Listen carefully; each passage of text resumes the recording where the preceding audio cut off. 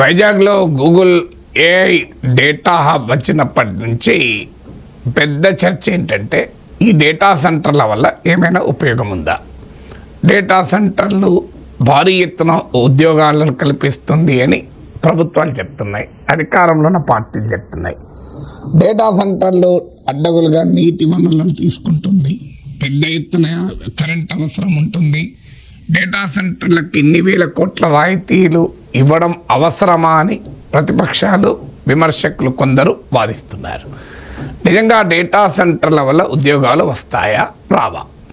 So ఈ ప్రశ్న అర్థం కావాలంటే ఈ రాజకీయ ఆరోపణలు ప్రత్యారోపణలను దాటి అసలు డేటా సెంటర్లు ఏంటి, డేటా సెంటర్ల ఉపయోగం ఏంటి, డేటా సెంటర్ల వల్ల నిజంగా ఏ రకమైన ఉద్యోగాలు వస్తాయి, ఆ ఉద్యోగాలు రావాలంటే ఏం చేయాలి అనేది మనం కాస్త లోతుగా అర్థం చేసుకుంటే తప్ప ప్రయోజనం లేదు.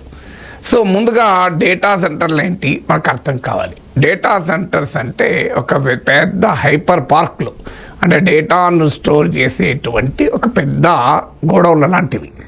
సో ఇందులో ఉండేవి కంప్యూటింగ్ డెన్సిటీ, అంటే పెద్ద ఎత్తున హై పవర్ కంప్యూటర్స్ పనిచేయడానికి కావలసిన ఇన్ఫ్రాస్ట్రక్చర్ డేటా సెంటర్. సో ఈ డేటా సెంటర్ల వల్ల ఎంతమందికి ఉద్యోగాలు దొరుకుతాయి అనేది క్వశ్చన్.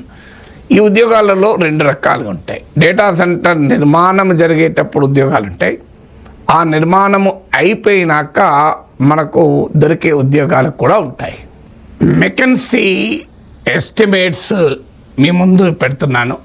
ఒక డేటా సెంటర్ 2,50,000 SFT నిర్మాణానికి గాను ఆ నిర్మాణ సమయంలో ఒక 1,500 పీపుల్కు ఉద్యోగాలు దొరుకుతాయి, పని దొరుకుతుంది, ఉద్యోగం అంటే లెక్కన ఉపాధి దొరుకుతుంది.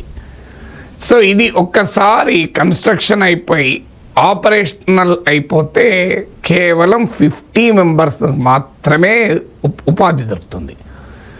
సో ఇది మెకెన్సీ ఎస్టిమేట్. స్క్రీన్పై చూడండి, దీని లింక్ కూడా. అలాగే మీకు మరి ఇక్కడ ఒక చర్చ ఏమవుతుంది అంటే మరి కేవలం డైరెక్ట్ ఎంప్లాయ్మెంటేనా, ఇండైరెక్ట్ ఎంప్లాయ్మెంట్ ఉంటుంది కదా.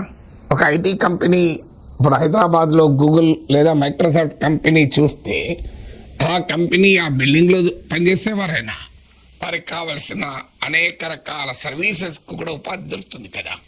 Logistics, transport, non logistics, maintenance, equipment suppliers, local services, catering, రెస్టారెంట్లు, ఇలా అక్కడ ఉన్న బిజినెస్ యాక్టివిటీ, ఇలా ఒక్క డైరెక్ట్ ఎంప్లాయ్మెంటే మనం చూడకూడదు, ఇండైరెక్ట్ ఎంప్లాయ్మెంట్ కూడా దొరుకుతుంది. అది కూడా ఎంత దొరుకుతుంది?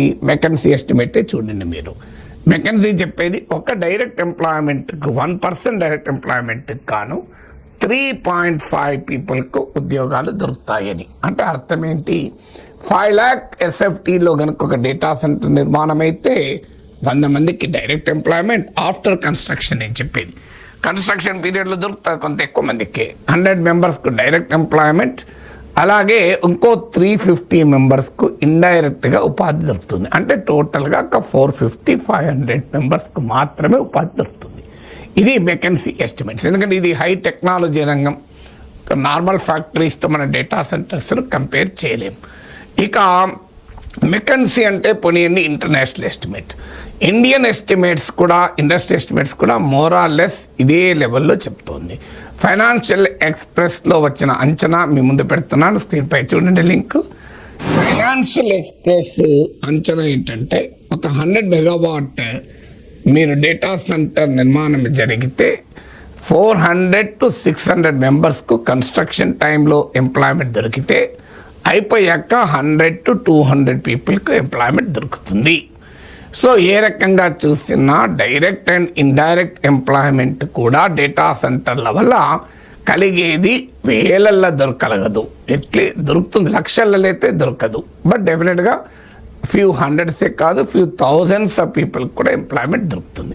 ఇప్పుడు విశాఖలో వచ్చేటువంటి గూగుల్ ఏ హబ్ ద్వారా 1.88 నియర్లీ 1,88,000 మందికి ఉపాధి దొరుకుతుంది అని అంచనా వచ్చింది.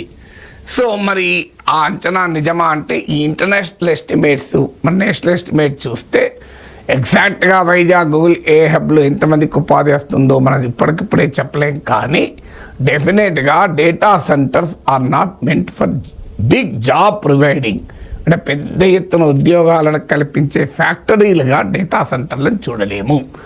అంటే మరి ఇక్కడ వరకు స్టోరీ చూసి ఏమనిపిస్తుంది, మరి డేటా సెంటర్లు అవసరమా? మీరు భారీ ఎత్తున కరెంట్ అవసరం, వాటర్ అవసరం, ల్యాండ్ ఇస్తున్నారు రాయితీలతో 1000 కోట్లు, మరి ఇవ్వడం ఏ రకంగా న్యాయం అవుతుంది? ఇచ్చేటప్పుడు మా రాష్ట్ర ప్రభుత్వాలు ఉదర కొడుతున్నాయి, ఉపాధి కల్పిస్తారు లక్షల మందికని, ఇది నిజమా అనే ప్రశ్న వస్తుంది. ఆ ప్రశ్న అర్థం కావాలంటే మరింత లోతుల్లోకి వెళ్ళి డేటా సెంటర్ల స్వభావాన్ని స్టడీ చేయాల్సి ఉంటుంది. వైజాగ్లో రాబోయేటువంటి ఏఐ డేటా సెంటర్లో ఎంతమందికి ఉపాధి దొరుకుతుందో ఇప్పుడే చెప్పలేం, కానీ నేను ఇంతదాకా మెకెన్సీ, ఫైనాన్షియల్ ఎక్స్ప్రెస్ అంచనాలు చెప్పాను. ప్రాక్టికల్గా డేటా సెంటర్లో వచ్చిన చోట జరిగిన స్టడీస్ కూడా చెప్తాను. మైకేల్ జే హిక్స్ అనే అతను టెక్సాస్లో జరిపిన స్టడీ కూడా పెద్ద ఎత్తున డేటా సెంటర్లు ఉపాధి కల్పించవు. They not meant for creating very big number of jobs. Construction టైంలో కొంత ఉపాధి అవకాశాలు కల్పిస్తాయి తప్ప ఫ్యాక్టరీ లాగా డేటా సెంటర్స్ భారీ ఎత్తున జాబ్ క్రియేషన్కు డైరెక్ట్గా తోడ్పడేవి కావు అనేది మీకు టెక్సాస్లో చేసిన స్టడీ అంచనా. అయితే మరి డేటా సెంటర్ల ప్రయోజనం లేదా? మీకు ఒక చిన్న కంపారిజన్ చెప్పడానికి, డేటా సెంటర్లు మన పాతకాలంలో రైల్వేలు, ఎయిర్పోర్ట్లు, హైవేస్, నౌకా రేవులు, సీపోర్ట్స్, టెలికాం ఇన్ఫ్రాస్ట్రక్చరు ఇవన్నీ ఏర్పాటు చేసినప్పుడు కూడా ఇలాగే ప్రశ్న అడిగితే ఏముంటుంది? ఇది టెలికాం లైన్ వేస్తావు, ఈ ఇంటర్నెట్ వైర్ లైన్ చేస్తావు, ఎంతమందికి ఉపాధి దొరుకుతుంది దీనివల్ల? ఒక మనిషి ఒక గంట సేపట్లో వైర్ కట్టిపోతాడు కదా, అంటే అర్థం ఉందా? సో మీకు ఒక పోర్ట్ నిర్మిస్తే నిర్మాణ సమయంలో ఉద్యోగం దొరుకుతుంది. ఆ పోర్ట్ నిర్వహించడానికి ఎంతమంది పడతారు? మీరు విశాఖ పోర్ట్కి వెళ్ళండి, కృష్ణపట్నం పోర్ట్కి వెళ్ళండి, ఎంతమంది ఉద్యోగాలు చేస్తున్నారు అక్కడ? అండ్ హైవే ఒకసారి నిర్మించాక హైవే ఎక్కువ మానిటర్ చేయడానికి ఎంతమంది ఉపాధి కావాలి? ఒక రైల్వే లైన్ వేసామనుకోండి, రైల్వే లైన్ చూడటానికి ఎంతమంది ఉపాధి కావాలి అని అడుగుతామా? అడగం. ఎందుకు అడగమంటే వాటి వల్ల వచ్చే ఉపాధి చాలా ఎక్కువ. ఇవాళ నౌకా రేవులు నిర్మించుకుంటే ఎయిర్పోర్ట్ ఉంది, ఎయిర్పోర్ట్లో ఎంతమందికి ఉద్యోగాలు దొరుకుతాయి? ఎయిర్పోర్ట్ నిర్మాణం టైంలో కొన్ని వందల మందికి పని దొరుకుతుంది. ఒకసారి నిర్మాణం అయినాక మీరు పెద్ద ఇంటర్నేషనల్ ఎయిర్పోర్ట్లో కూడా లక్షల మంది పనిచేయరు కదా, ఫ్యూ హండ్రెడ్సే పనిచేస్తారు. మీరు రాజీవ్ గాంధీ ఇంటర్నేషనల్ ఎయిర్పోర్ట్ హైదరాబాద్ రండి, శంషాబాద్ ఎయిర్పోర్ట్ లక్షలలో పనిచేస్తారా అని చెప్పి మరి ఎయిర్పోర్ట్ వల్ల ఉపాధి దొరుకుతుందా అని ప్రశ్న అడిగినట్లే ఉంటుంది. డేటా సెంటర్ల వల్ల ఉపాధి దొరుకుతుందా అని. ఎందుకంటే డేటా సెంటర్స్ కంప్యూటింగ్ ఇన్ఫ్రాస్ట్రక్చర్ని క్రియేట్ చేస్తుంది. ఆ కంప్యూటింగ్ ఇన్ఫ్రాస్ట్రక్చర్ వల్లనే ఏఐ మోడల్స్ నడుస్తాయి, డిజిటల్ పేమెంట్స్ ఇన్ఫ్రాస్ట్రక్చర్ నడుస్తుంది, banking, insurance, financial technology, defence. ఇవాళ ఏఐతోని డేటాలతోని నడవదేంటి? Data is the new oil అంటున్నారు. సో మనకు అర్థం కావాల్సింది ఏంటంటే డేటా సెంటర్ అనేది ఒక ఫ్యాక్టరీ అనుకొని ఇందులో ఎంతమంది పని దొరుకుతుంది అనుకుంటే పని ఆ జాబ్ దొరకమనే మీనింగ్ వస్తుంది. కానీ డేటా సెంటర్లో ఒక పోర్ట్ లాంటిది, ఒక రైల్వే లైన్ లాంటిది, ఒక ఎయిర్పోర్ట్ లాంటిది, ఒక హైవే లాంటిది అనుకున్నప్పుడు దాన్ని ఉపయోగించుకునేవారు ఎంతమందికి ఉపాధి దొరుకుతుందో చూడండి.